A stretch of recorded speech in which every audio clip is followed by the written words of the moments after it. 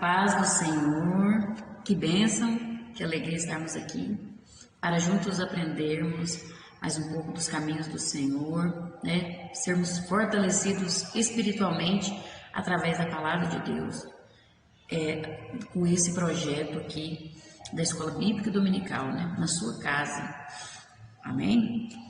Eu sou a Kellen Cristina, professora da Escola Bíblica Dominical na Igreja Assembleia de Deus, Ministério Madureira, Campo de Turvânia. Meu pastor-presidente é o pastor Uida Marques Luiz de Oliveira e a sua esposa, a pastora Arlene Gonçalves, para quem eu deixo o meu abraço. E estamos aqui trabalhando com as lições da Escola Bíblica Dominical, né? Somos da Assembleia de Deus e nós trabalhamos com a editora Betel, que tem outras editoras também, com lições ótimas, né, com temas muito abençoados. Mas aqui nós trabalhamos com a editora Betel e estamos no terceiro trimestre de 2021, já na reta final aí do terceiro trimestre, né, tá passando muito rápido, mas estamos vencendo. E o tema desse trimestre é triunfando sobre as batalhas e adversidades da vida. Estamos aprendendo aqui como aplicar os princípios bíblicos para prevalecer nas aflições do tempo presente, e realmente tem sido maravilhoso, grande aprendizado para a nossa vida. Glória a Deus. Hoje estaremos trabalhando aqui com a lição de número 10. A lição de número 10 tem por título: As adversidades não impedem o crescimento do cristão. Essa lição é maravilhosa. Eu aprendi muito aqui, estudando, tenho certeza que vou aprender aquilo lecionando e você também irá aprender em nome de Jesus. Amém? Glória a Deus. O texto áureo nos diz assim: Antes crescei na graça e conhecimento de nosso Senhor e Salvador Jesus Cristo. A Ele seja dada a glória, assim agora como no dia da eternidade. Amém. 2 Pedro 3,18. A verdade aplicada nos diz: as adversidades são métodos pedagógicos de Deus para o crescimento do crente.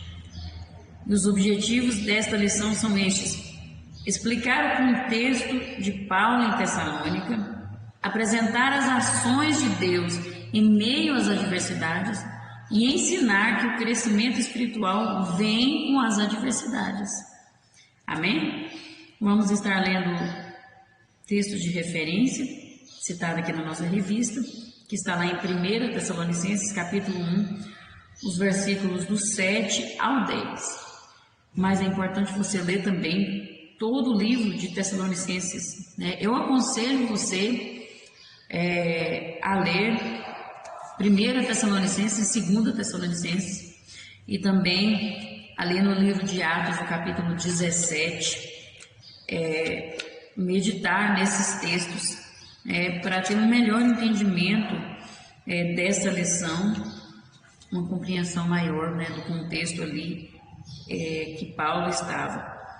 E meditar na palavra de Deus é sempre muito importante, né? Então vamos lá ler esses textos de referência aqui. De maneira que fostes exemplo para todos os fiéis na Macedônia e Acaia, porque por vós soou a palavra do Senhor, não somente na Macedônia e Acaia, mas também em todos os lugares, a vossa fé para com Deus se espalhou, de tal maneira que já dela não temos necessidade de falar coisa alguma, porque eles mesmos anunciam de nós qual a entrada que tivemos para convosco, e como dos ídolos vos convertestes a Deus, para servir ao Deus vivo e verdadeiro, e esperar dos céus a seu Filho, a quem ressuscitou dos mortos, a saber, Jesus, que nos livra da ira futura. Amém? Glória a Deus. Vamos estar orando agora neste momento. O motivo sugerido aqui pela nossa revista é que oremos para que os irmãos que passam por adversidade se mantenham firmes, né? Permaneçam firmes na palavra de Deus, no propósito que Deus estabeleceu para a vida deles. Vamos estar orando agora neste momento. Senhor, meu Deus e eterno Pai, diante da Tua presença agora, eu me apresento a Ti como Tua serva, um vaso nas Tuas mãos, que o Senhor me use conforme o Teu querer e conforme a Tua vontade. venha estar falando aos corações neste momento. Cada pessoa que ouvir, que assistir esse vídeo, que essa palavra toque no seu coração e faça uma obra maravilhosa. Senhor, eu peço em favor daqueles que têm passado por adversidades. Todos nós passamos por adversidades, mas eu peço que o Senhor visite agora cada pessoa que está passando por um momento tão difícil, que às vezes está pensando até em desistir, mas eu quero dizer que o Senhor vai fortalecer essa vida agora neste momento. Fortalece, meu Deus, eu te peço. Visite essa vida, mostre o seu amor para ela, que ela possa abrir o coração e compreender que o Senhor está com ela, que o Senhor está cuidando, que o seu amor está sendo derramado sobre a vida dela e que ela não precisa desistir, mas que ela permaneça no caminho. Mesmo que venham as adversidades, mesmo que venham as afrontas, mesmo que o inimigo se levante, precisa permanecer no caminho. Esteja fortalecendo essas vidas, Senhor. Esteja com elas, cuidando cada vez mais, livrando de todo mal. E que possamos permanecer firmes e inabaláveis, alicerçados na rocha que é Jesus, para que venha a tempestade e nós não caiamos e permanecemos em Ti, em nome de Jesus. Eu que eu te peço e te agradeço. Amém. Então, a nossa lição vai dizer assim na introdução: os cristãos em Tessalônica vivenciaram o Evangelho diante das adversidades e souberam aproveitar as oportunidades para viver a fé em Cristo de uma forma exemplar. Olha que tremendo. Mas nós vamos ver aqui o contexto ali de Tessalônica, né? No tópico 1 vai dizer assim: a chegada do Evangelho em Tessalônica. O apóstolo Paulo, em sua segunda viagem missionária, juntamente com Silas, chega na cidade de Tessalônica para pregar o Evangelho. E ali nós vemos que eles aproveitaram as oportunidades, né? Que vai dizer no 1.1, oportunidade e adversidade. Vai dizer assim: Anfípolis e Tessalônica eram as capitais mais importantes da Macedônia. Kenner afirma que a cidade possuía em torno de 200.000 habitantes. Olha, é uma cidade grande, né? Aqui diz que quantidade essa de aproximadamente 10 vezes a mais da média das cidades da antiguidade. Então era uma cidade muito grande, né, comparado com a média daquelas cidades, né, daquele tempo. 10 vezes a mais. E Tessalônica era uma cidade livre, autogovernada, né? Sua população era composta de gregos, oriundos do paganismo e também de judeus. Tanto Paulo como Silas viram na cidade uma oportunidade única, muito importante de pregar o Evangelho, né? Eu creio que eles observaram ali, nossa, quantas pessoas, né? Quantas pessoas que podem ouvir falar do Evangelho, que podem ouvir falar de Jesus, não olharam para as dificuldades, né? Muitos olham e falam: ai, cidade muito grande, né? Evangelizar esse tanto de gente, não. Crente fala isso, né? É desanimado, vai dar trabalho, ai meu Deus. Mas eles não, eles viram uma oportunidade única de pregar o Evangelho, de anunciar Jesus para aquelas vidas. Quanto mais gente, melhor, né? Para aceitar a Jesus. Todas as pessoas precisam ouvir falar de Jesus, precisam ouvir o verdadeiro e genuíno Evangelho de Jesus. E isso é muito importante. E Paulo, então, pregou ali durante 3 sábados seguidos. A palavra de Deus mostra isso. Ele pregou ali na sinagoga dos judeus.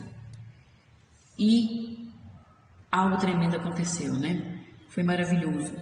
Veja, pregou 3 sábados seguidos. Olha, o desejo de aproveitar cada oportunidade que Deus dá. Temos que ser como Paulo e Silas, né? Aproveitar as oportunidades. Deus, Ele nos dá muitas oportunidades de pregar o Evangelho, de contar um testemunho para uma pessoa que não é crente, né? De dar um testemunho de vida para as pessoas, né? Temos muitas oportunidades, nós temos que saber aproveitá-las, né? Não agir com murmuração, com desânimo, mas com ânimo e aproveitar as oportunidades que Deus dá. E ali eles viveram um contexto de perseguições, provações, né, que os apóstolos tiveram. Mesmo assim, eles viram algo além das perseguições, que era a evangelização daquelas vidas, né? E perceberam que ali era um terreno fértil, né? Para colocar a semente do evangelho, plantar a semente ali. E aquelas vidas conhecerem o reino de Deus e serem salvas, né? Porque se não há quem pregue, como as pessoas irão ouvir falar? É preciso alguém que vá. É preciso que nós nos levantemos e falemos de Jesus. Pregar Jesus às outras vidas. Precisamos, né? Para que as pessoas possam ouvir e a palavra ser plantada em seus corações. E o Espírito Santo é que faz germinar e fazer a obra, né? Então nós precisamos, com os olhos da fé, perceber que os campos já estão brancos para a colheita. Não é tempo de nós ficarmos parados, estagnados. Tem uma pandemia aí, eu não posso fazer nada. Você tem certeza que você não pode fazer nada? Você pode falar de Jesus para o seu vizinho, porque para ir no mercado, para ir na loteria, muitos não têm medo. Enquanto você está na fila da loteria ali, pregue, fale de Jesus para uma vida ali. E quando você está dentro do mercado, fale de Jesus. Não é tempo de ficar parado, não é tempo de ficar estagnado.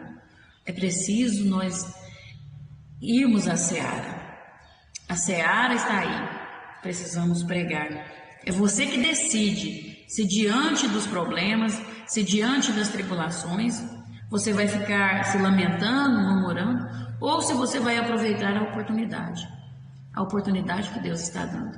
É na hora da tribulação que surgem as oportunidades. É nós que decidimos se vai ser um momento de ficarmos parados, estagnados, ou se nós vamos tomar uma atitude de verdadeiro cristão, de discípulo de Cristo, né? Nós fomos chamados para fazer a vontade de Deus em qualquer lugar, situação e tempo, né? Isso são as oportunidades que Deus nos dá. Temos que aproveitar, atender o chamado, né? Não ser só chamado, mas ser um escolhido, porque muitos são chamados, poucos escolhidos. Escolhido é aquele que se dispõe, é aquele que atende o chamado de Deus e vive para o reino de Deus. Amém? E aí no 1.2 vai ver aqui, esforço e providência. No relato no cano de Atos, Paulo prega a palavra por aproximadamente 3 sábados consecutivos. No entanto, Paulo afirma que teve que trabalhar para se manter. Lá em 1 Tessalonicenses 2,9 fala. Ou seja, apesar do relato ser bastante sintético, é bem provável que ele tenha ficado na cidade por mais de um mês pregando o evangelho aos convertidos. Paulo estava ali em pleno campo missionário, mas mesmo assim ele trabalhou para se manter e não ser pesado aos irmãos, não ser uma carga pesada para os irmãos, né? Não quis aproveitar dos irmãos, mas ele fez a parte dele, ele trabalhou, né? E nós vemos aqui a providência de Deus na vida de Paulo e o esforço dele, porque esses dois andam juntos, a providência de Deus e o esforço, né? Deus, ele faz o impossível, o possível é para nós, né? Nós temos que fazer a nossa parte. Tem gente que começa a pregar, tem gente que começa a evangelizar, diz que já é missionário, né? Começa a viajar e quer viver à custa das pessoas, sabe? Ele acha que ele não precisa fazer nada. Ele acha que as pessoas têm que sustentar ele, né? E não faz nada. Ele acha que ele tem que só pregar. E não é bem assim. É preciso ter um esforço, tanto de estudar a palavra de Deus, de buscar de se sacrificar, de esvaziar-se de si mesmo, tanto de trabalho, né? A pessoa tem que fazer a obra de Deus. A obra de Deus não é só pregar, mas também é ajudar ali na igreja, como obreiro, como diácono, como diaconisa. Estamos aqui para servir, levar um copo de água, ajudar no que for preciso, ficar na porta. Tudo isso é serviço, faz parte da obra de Deus. Então nós temos que estar à disposição para fazer a obra de Deus. E aí o que acontece? A providência de Deus vai caminhar junto conosco, sempre. Deus, ele é aquele que provê a nossa vida, provê as nossas necessidades, mas é necessário que nós nos esforcemos para o reino de Deus, trabalhemos em favor do reino de Deus, da obra de Deus, E um ministério vitorioso e próspero é resultado de uma vida de trabalho, dedicação e excelência. Quem pode trabalhar, deve trabalhar. É importante. Olha, Paulo, ele era nascido em uma família abastada, uma família que tinha posses, uma família de riquezas. E ele nunca deixou de trabalhar. Ele dedicou-se ao estudo da Torá, que é o Pentateuco, desde quando ele era mais novo, aos pés de Gamaliel ali, E também estudou as escrituras nas línguas originais, também na versão dos 70, a Septuaginta, Ele estudou nessa versão. Teve um encontro com o Cristo ressurreto ali no caminho de Damasco, sendo o último dos apóstolos, mas mesmo diante de todo esse currículo que Paulo tem, ele só partiu para a sua viagem missionária após 14 anos de sua conversão. Depois que ele converteu, ainda passou 14 anos para ele ir para a sua viagem missionária. E aí nós vemos que ele teve uma vida de trabalho. Podemos observar que a vida de Paulo é pautada em trabalho, preparação e providência de Deus. E também nós devemos ser dessa forma, equilibrando as duas coisas, ter o nosso esforço, tanto mental como físico, ajudar no que a gente pode e também buscar o espiritual, cuidar do lado espiritual.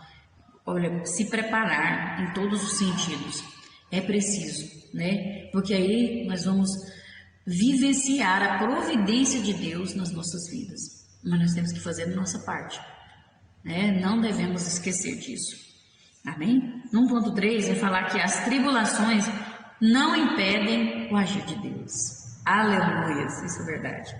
Mesmo após muitas pessoas se converterem ao evangelho ali em Tessalônica, a Bíblia nos informa que muitos judeus, por sentirem inveja dos cristãos, foram à casa de Jason, onde Paulo e Silas estavam, para prendê-los. Eles estavam hospedados ali na casa de Jason, E esses judeus que não aceitavam o cristianismo, então ficaram com inveja, porque Paulo era muito abençoado, era muito inteligente e era muito usado por Deus.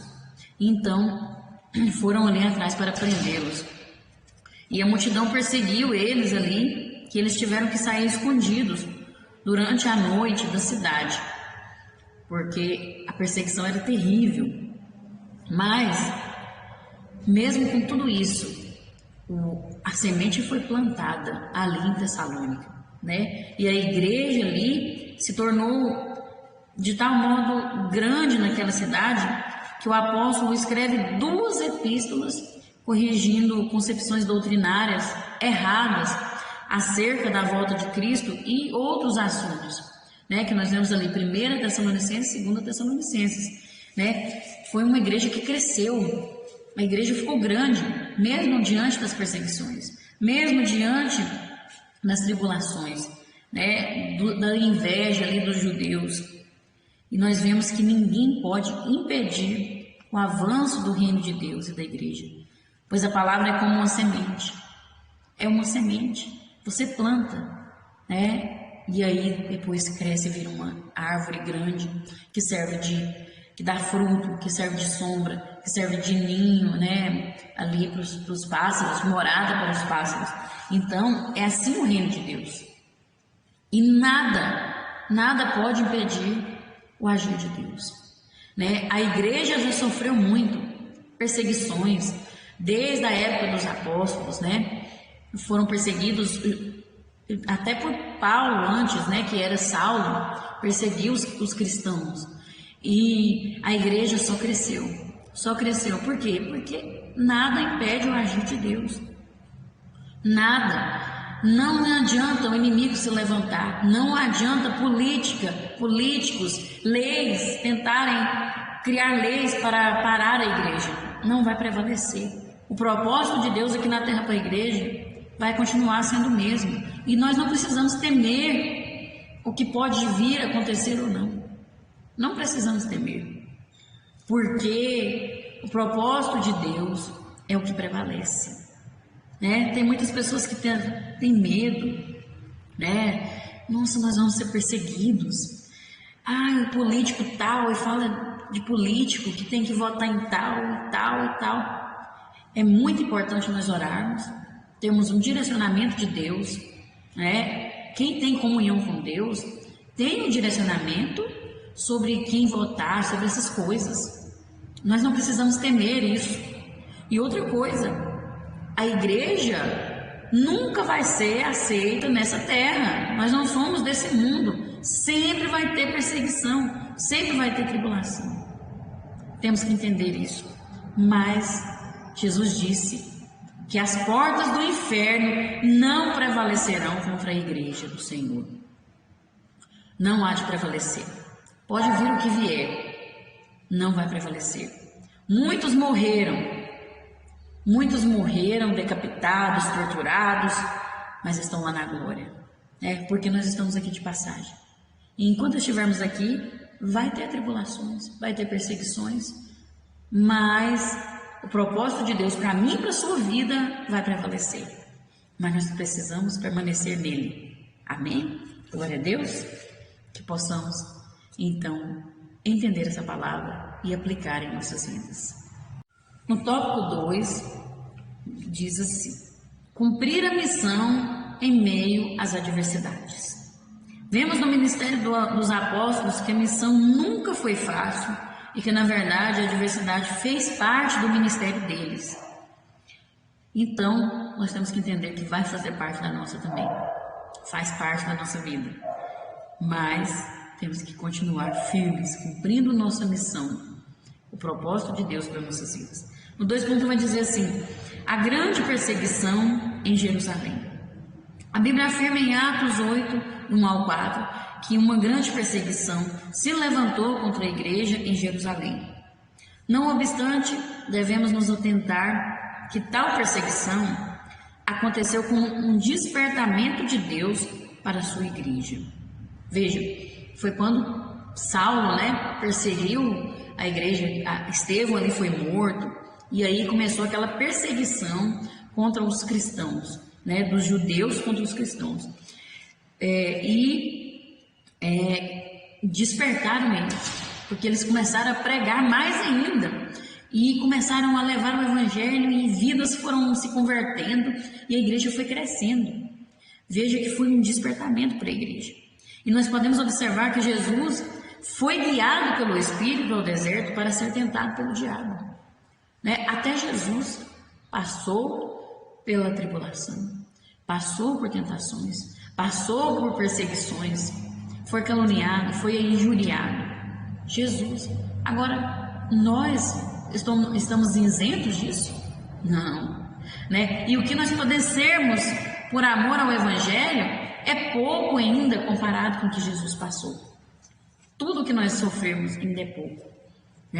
Então, olha, Jó também foi tentado pelo diabo com a permissão de Deus.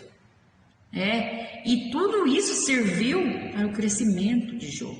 Porque no final Jó disse: eu conhecia Deus de ouvir falar, agora eu conheço Deus de ver. Eu sei quem é Deus de verdade, veja crescimento espiritual, né? Transformação.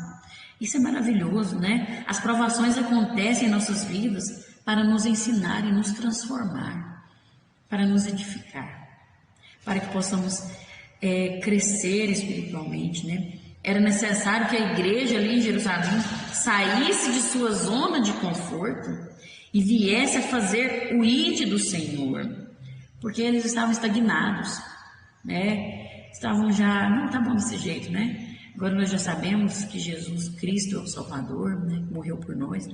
E aí pregaram mais, sabe? Estavam parados aí, precisavam de Deus dar uma sacudida ali, uma cutucada ali, para eles saírem daquele comodismo, né? E cumprir o ide de Jesus. O mundo não pode ser um lugar confortável para o crente, jamais, né? Se você está tranquilo, vivendo em paz aqui nesse mundo, se você está confortável, tem alguma coisa errada com a sua vida, porque o mundo não pode ser um lugar confortável para nós, não pode, né? O mundo não é o nosso lugar, nós estamos aqui de passagem. Quando o crente vai se conformando com o mundo, Deus permite uma provação para mostrar que ele não pertence a este mundo. É isso que Deus faz. Tem muitos aí se acomodando, tem muitos aí achando que aqui é o lugar deles, né? E não é. Nós temos que entender o que eu disse. Nunca vai ter um presidente 100%, um presidente que é bom nessa terra, que é bom para esse país. Não, por quê? Porque se tiver, o povo se acomoda. Se tiver um que ajuda todo mundo, que apoia todo mundo, aí o povo se acomoda, e o povo não quer mais. Do jeito que está, o povo não está querendo o céu mais, o povo está querendo viver aqui nessa terra. Imagina se vier um que faz o bem para todos, que não é corrupto, que não é. que alegra a todos, né? Que todo mundo gosta. Aí que o povo não quer o céu mais. Isso vai acontecer, vai ter paz só quando o anticristo vier, né? Que vai ser 3 anos e meio de paz, né? No mundo inteiro. Aí depois começa a tribulação. Mas eu não quero estar aqui para me ver. Eu não vou estar aqui para me ver isso. Eu prefiro estar na glória com meu Senhor, com meu Jesus. Então nós temos que entender, a igreja sempre vai ter perseguição, sempre vai ter aqueles que se levantam contra, sempre vai ter. Não adianta nós queremos lutar contra isso. Nós temos que continuar em oração. Sabe qual que é o papel da igreja? Orar, pregar o evangelho a toda criatura, pregar a palavra de Deus, né? Pregar a palavra de Deus, para as vidas serem salvas, né? E as vidas aceitarem Jesus, né? É esse o nosso papel, né? É ser reino de Deus aqui na terra. Nós temos que viver isso. Nós não temos que preocupar com candidato A ou B. Desculpe. Nós não temos que preocupar com essas coisas, não. Nós temos que orar. Orar uns pelos outros, orar pelos países que têm sofrido tantas perseguições. Quantos estão morrendo por acreditarem em Deus, por terem uma fé. Nós temos que orar por eles, para que Deus esteja com eles, fortalecendo, para que eles permaneçam firmes, porque estão indo para a glória. Estão indo para a glória. É triste ver o que estão fazendo, mas ao mesmo tempo nós sabemos que é cumprimento da palavra de Deus. Estão indo para a glória. Eles não são deste mundo, assim como nós também não somos deste mundo. Então as coisas têm que ficar complicadas. Tem que ficar difícil. Você acha que essa pandemia que Deus permitiu aí não é em vão, não. Para o povo despertar, a gente entender que nós não somos deste mundo. Nós estamos aqui de passagem. Passagem, você não se acomoda, você não se acostuma, você não segue esses costumes daqui.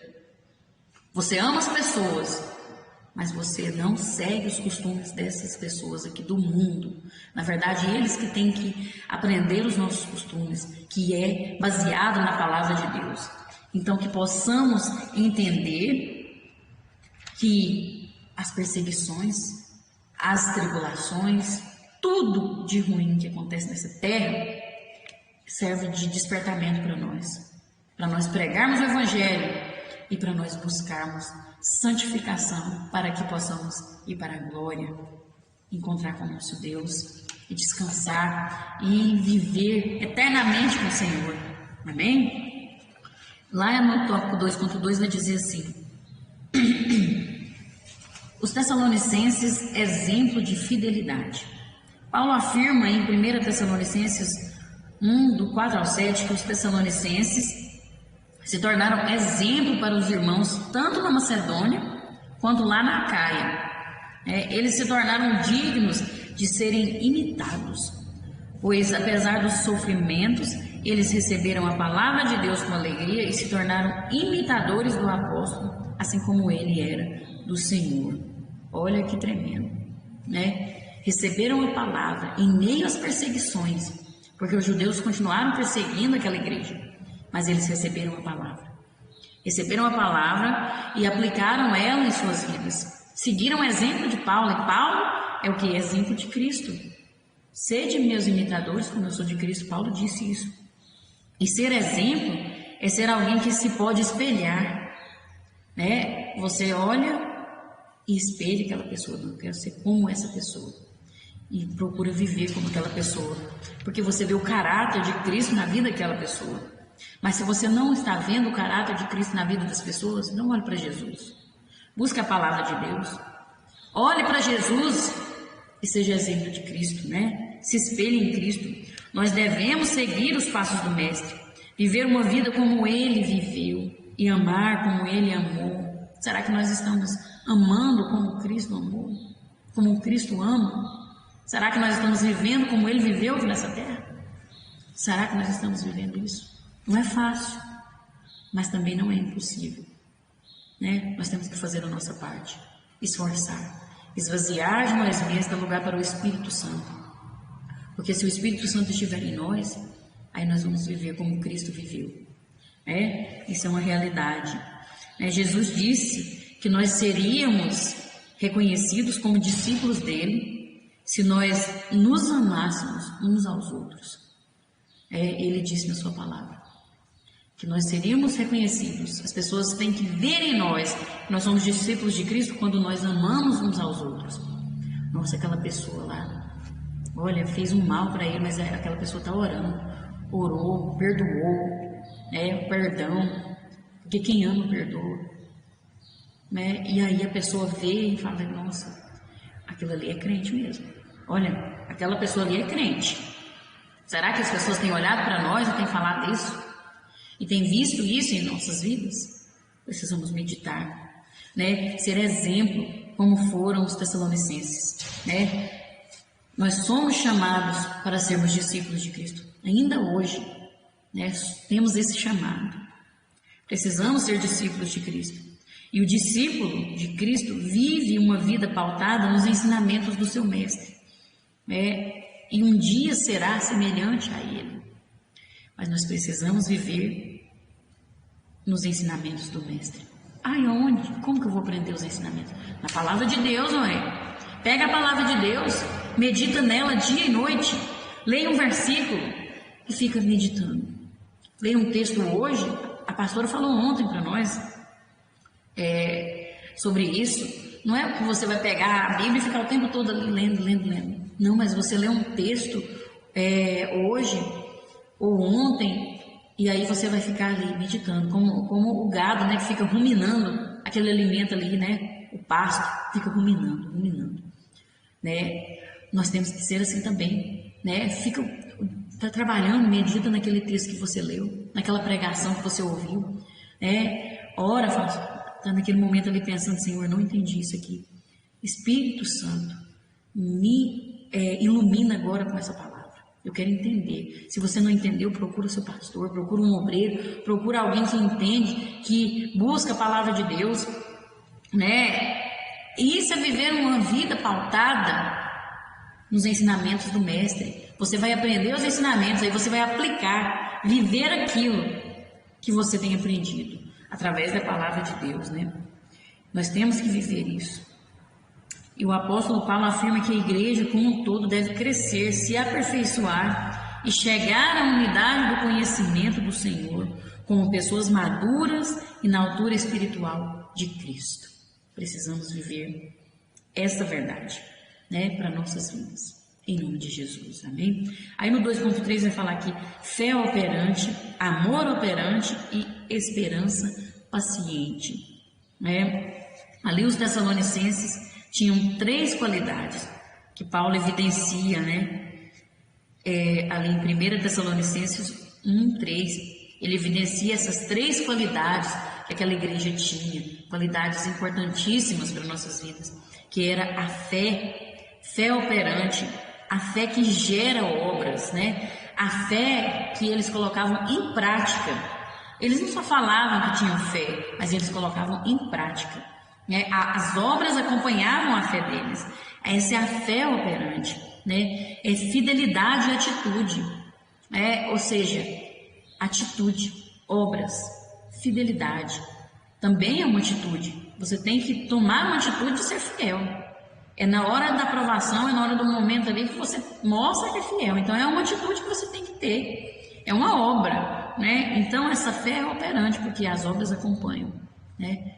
Prática da fé. Eles tinham também o amor operante, que era o amor de Deus, do grego ágape. Era o amor ágape. Quando se fala do amor ágape, é o amor de Deus. Eles tinham ali na vida deles, né, esse amor que é derramado em nossos corações.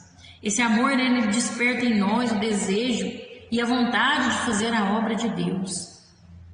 É um amor que não tem limite. É um amor que tudo sofre, tudo crê, tudo espera e tudo suporta. O amor de 1 Coríntios 13 é o amor ágape. Muitos acham que é o amor de esposo e esposa, que é o amor eros. Não é. Esse amor é o amor ágape. Esse amor não é um amor que você tem. Nós não temos esse amor, nós não produzimos. Mas é o Espírito Santo que produz em nós. É o amor ágape.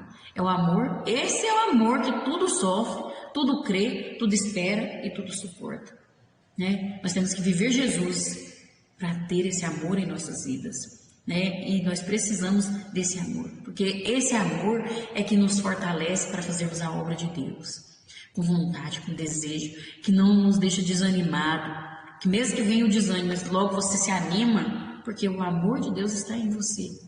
Então nós precisamos ter esse amor. Essa igreja tinha esse amor. Paulo fala disso. E também a esperança paciente, né, que juntamente com as outras virtudes são consideradas pelo apóstolo como virtudes teologais. Por que são virtudes teologais? Porque são vindas de Deus, vêm de Deus essas virtudes, né? E elas nos põem em contato com Deus.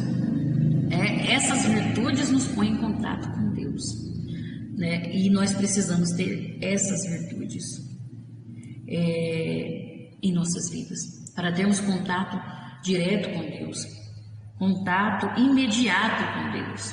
Quando você tem essas virtudes, imediatamente você entra em contato com Deus. Por quê? Para ter essas virtudes, a pessoa tem que ter o Espírito Santo na vida dela, porque o amor é um fruto do Espírito. E a fé, a esperança, tudo são virtudes desse amor, virtudes do fruto do Espírito. Então é preciso ter o Espírito Santo. Então quando você começa a produzir essas virtudes aqui, quer dizer que você já está tendo contato imediato com Deus, porque o Espírito Santo está habitando em sua vida, né? E essas 3 virtudes são essenciais na vida do cristão e expressam a ação do Espírito Santo no seu ser, através do seu modo de agir.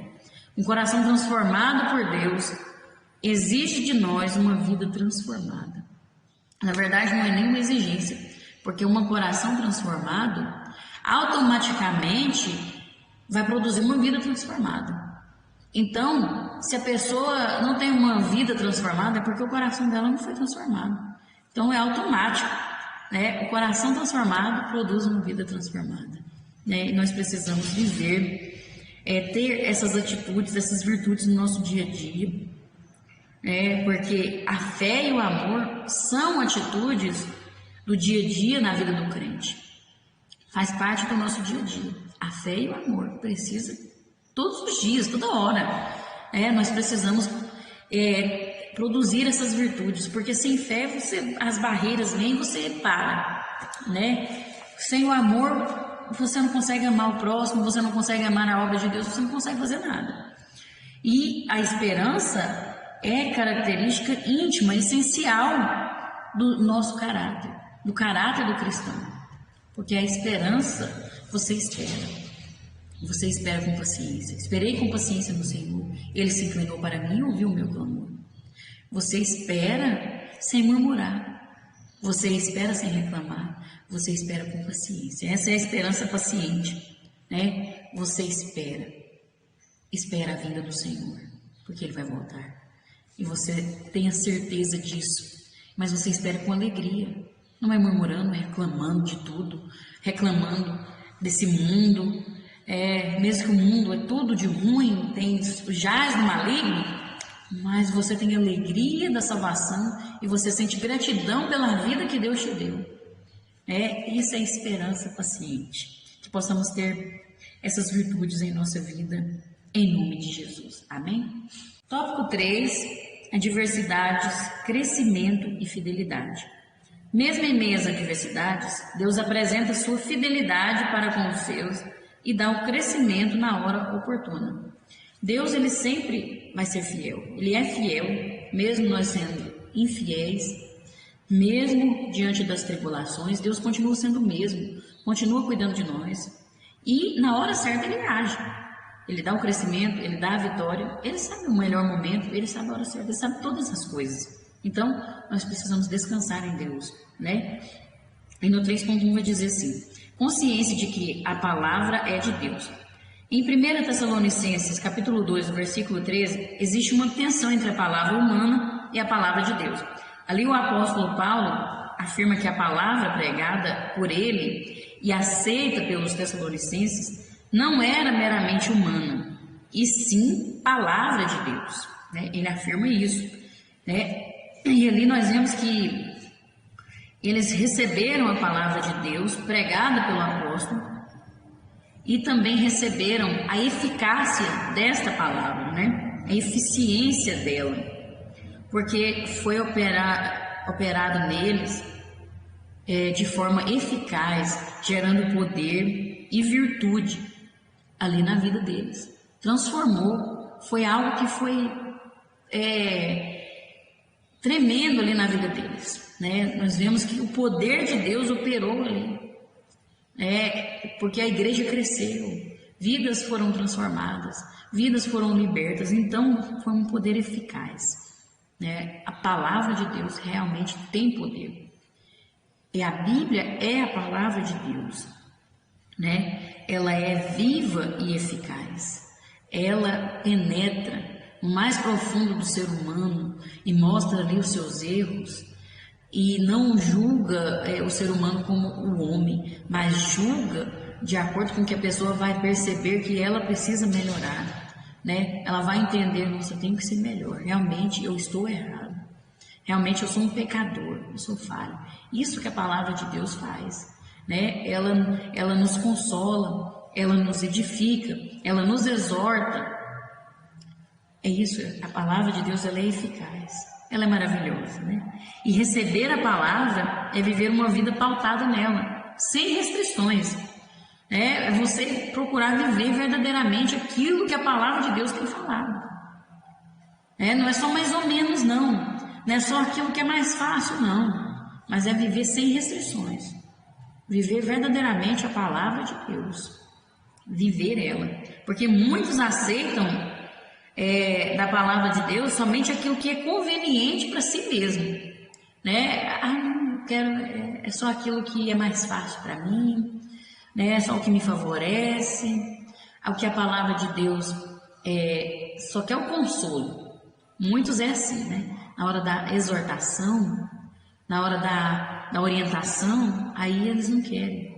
Infelizmente, muitos não aceitam a exortação da palavra de Deus. E a palavra de Deus veio para nos corrigir, veio para nos exortar, sim. Ela é apta para isso, ela é eficaz para isso, e nós precisamos ouvir, né? Aceitar essa palavra. A igreja primitiva vivia verdadeiramente a palavra de Deus, aceitava sem restrições, né? Tudo o que vinha, a palavra verdadeira de Deus, né? Não somente textos isolados, não somente aquilo que era favorável para eles mesmos, mas sim o que era a vontade de Deus, né? E nós temos que viver dessa forma.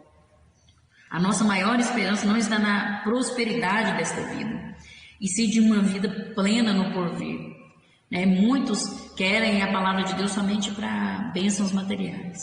Quero ouvir, muitos pregadores estão aí pregando somente teologia da prosperidade, usando a palavra de Deus somente para isso. Por que tem tanta gente pregando isso? Porque as pessoas gostam de ouvir isso. Infelizmente, os crentes estão querendo ouvir somente palavras doces, somente palavras que falam de si mesmo. Você está bem desse jeito, continue assim, meu servo, continue assim. Misericórdia. Chega um que fala desse jeito, não sabe nem como é que a pessoa está, às vezes está vivendo em pecado. Aí o profeta lá fala: continue assim, meu servo, Deus está dizendo isso. E aí a pessoa: então tá tudo certo, estou bem. Só quer ouvir essas coisas. Por isso que tem muitos pregadores pregando somente essas coisas, somente textos isolados, somente prosperidade, somente facilidade, que você não precisa confessar seu pecado, que você não precisa ir na igreja, que você pode assistir o culto pela televisão. Não, isso é errado. Isso não é a verdadeira palavra de Deus. Isso aí é gente usada pelo Satanás, é a gente também que quer se promover, que só quer ver a sua fama, e aí prega o que o povo quer ouvir, aí faz sucesso porque é o que o povo quer ouvir. Infelizmente estamos vivendo dessa forma, A palavra humana, ela é o oposto da palavra de Deus, ela é o contrário, olha, Paulo caracteriza aqui como persuasiva, impregnada de sabedoria humana, argumentos sem valor e sublimidade de palavras, ou seja, palavras grandiosas, mas que não têm nenhum efeito no ser humano, a não ser de alimentar o próprio ego do ser humano, a própria carne. E infelizmente muitos estão dando mais valor à palavra humana do que à palavra de Deus, porque estão satisfazendo o seu próprio ego, eu quero alguém que me bajula, eu quero alguém para me elogiar, mas para falar a verdade a pessoa não quer, entendeu? Meu Deus, misericórdia, acorda desse sono, dessa cegueira espiritual, sai disso.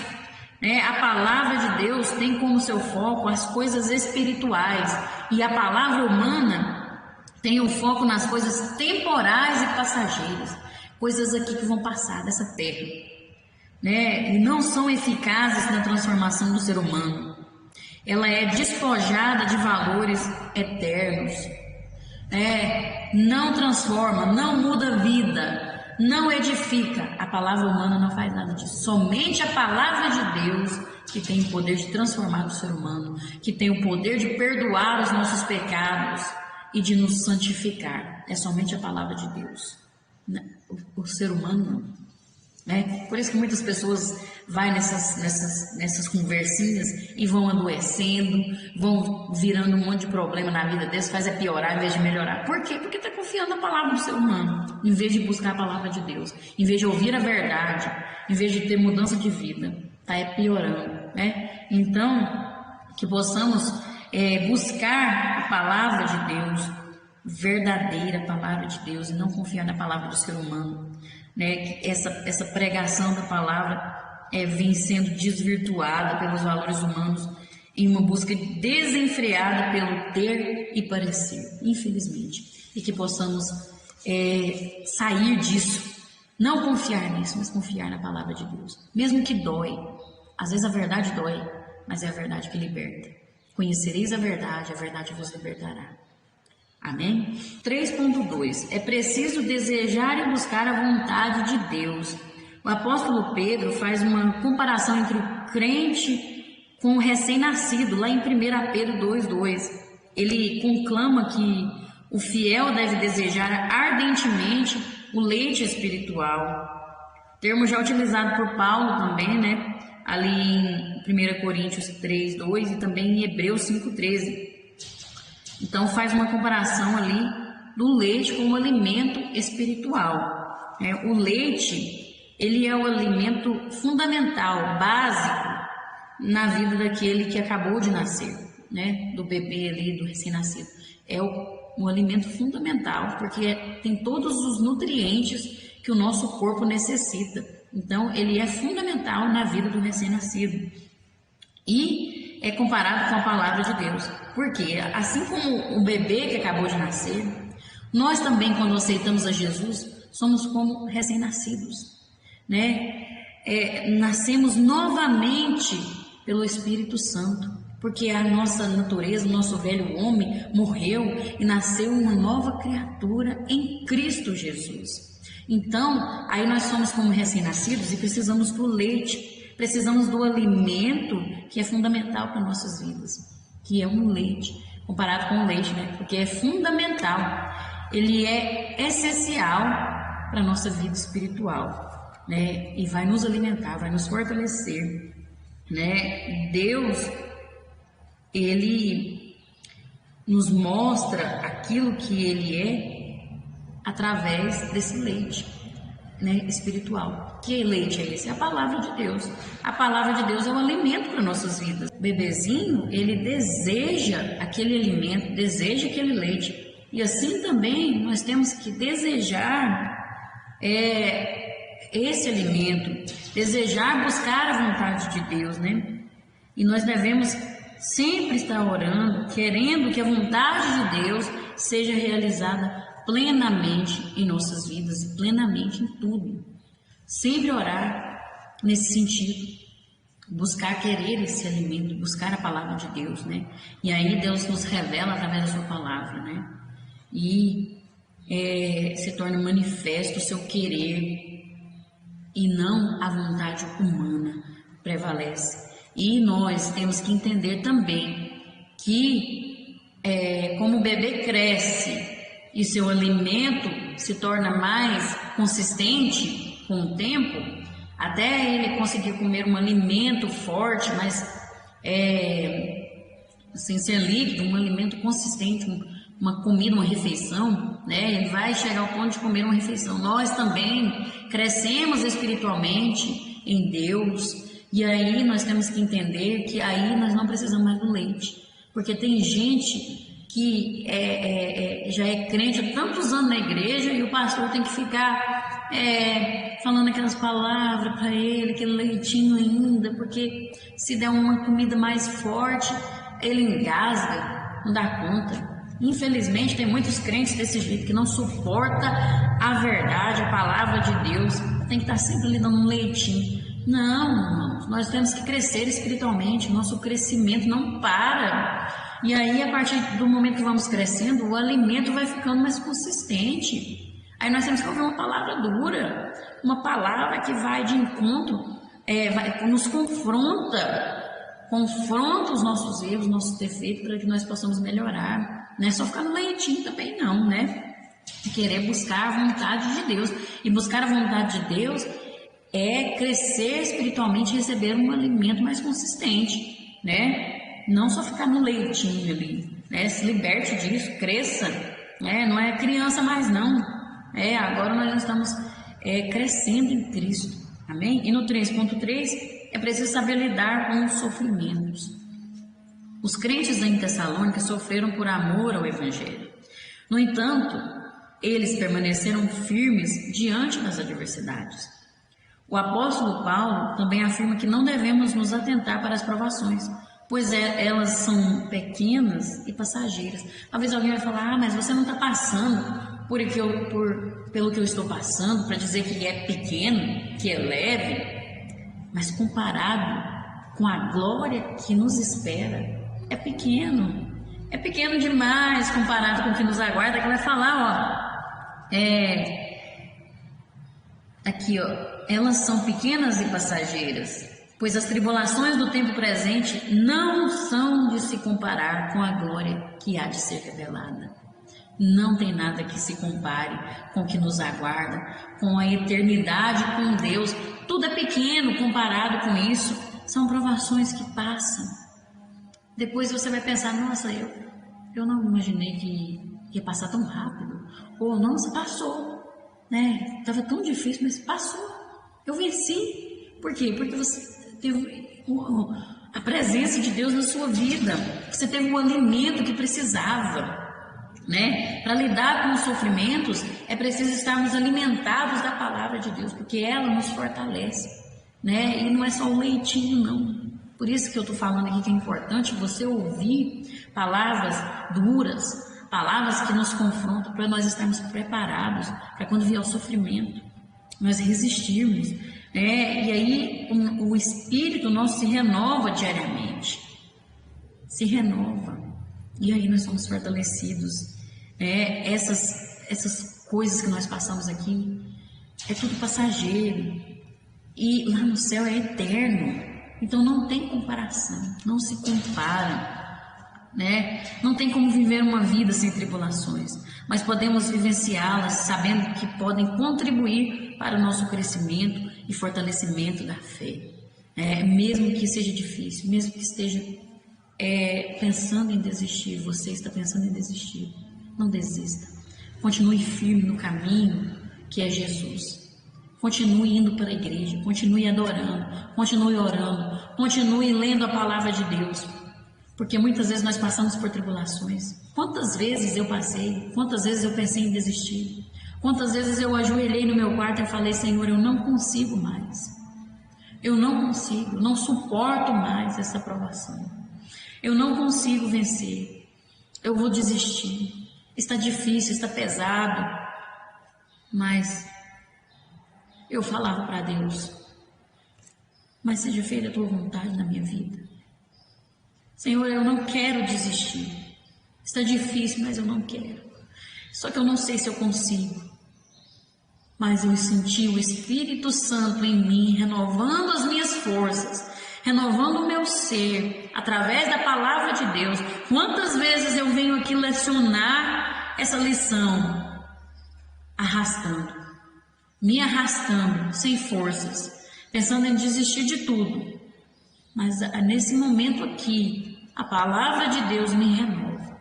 A palavra de Deus me transforma, me fortalece. E quando eu saio daqui, eu saio uma pessoa transformada.